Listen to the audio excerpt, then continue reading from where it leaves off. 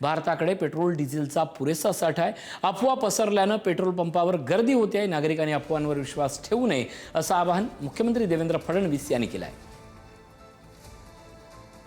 वारंवार केंद्र सरकारने सांगितलेलं आहे की पेट्रोल डिझेलचा स्ट्रॅटेजिक साठा आमच्याकडे आहे, त्याचा सप्लाय देखील योग्य प्रमाणात होतोय।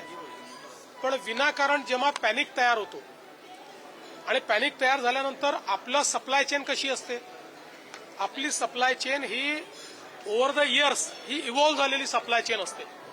त्यामुळे एखाद्या पेट्रोल पंपावर किंवा एखाद्या एरियात एखाद्या तालुक्यात वर्षानुवर्ष महिन्याला किती पेट्रोल लागतं, दिवसाला किती पेट्रोल लागतं, याच्या आधारावर सप्लाय चेन तयार झाली असते। आणि मग अचानक जेव्हा अफवांवर आधारित लोक जास्त पेट्रोल भरणं सुरू करतात त्यावेळी ती सप्लाय चेन डिस्टर्ब होते।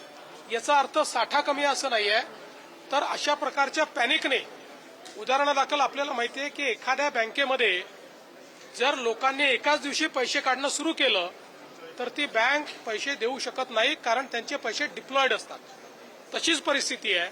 मी लोकांना विनंती करतो, जागतिक परिस्थिती वाईट असतानाही आपण आपली सप्लाय चेन चांगली ठेवलेली आहे, पण आपण जर पॅनिक बाईंग केलं तर ती सप्लाय चेन नीट राहू शकणार नाही, त्या डिस्रप्शन्स येतील। त्यामुळे सगळ्यांनी पेट्रोल ऑप्टिमली वापरावं आणि सप्लाय चेन डिस्टर्ब करू नये, अशा पद्धतीनं अफवांवर विश्वास ठेवू नये, अशा पद्धतीनं माझी विनंती आहे।